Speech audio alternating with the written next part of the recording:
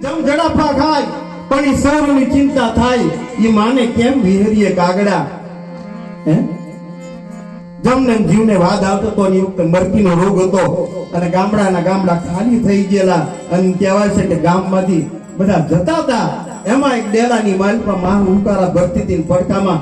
6 મહિનાનો દીકરો હતો તો જમને જીવને વાદ હાલતો તો પણ માં જમને કહે છે કે બાપ ઘડી રોકાઈ જા મારા દીકરાનો હાથ કોકને વપી દો પછી મને લઈ જા અને એમ કહેવાય છે કે જમ પણ રોકાઈ ગયા અને માં આની વખતે 16 વર્ષની દીકરી નીકળી નાથી ખાટલા પાસે જઈ અને પૂછ્યું કે માં તારો જીવ કેમ નહીં જતો તાર કે દીકરી મારો જીવ કેમ જાય બાપ તો કે કા માં છું માનું પાત્ર અદ્ભુત છે જગતમાં મારો જીવ કેમ જાય મારા ફડકામાં મારો દીકરો ઉભો છે એને કોણ સંભાળશે કોણ ધ્યાન રાખશે ત્યારે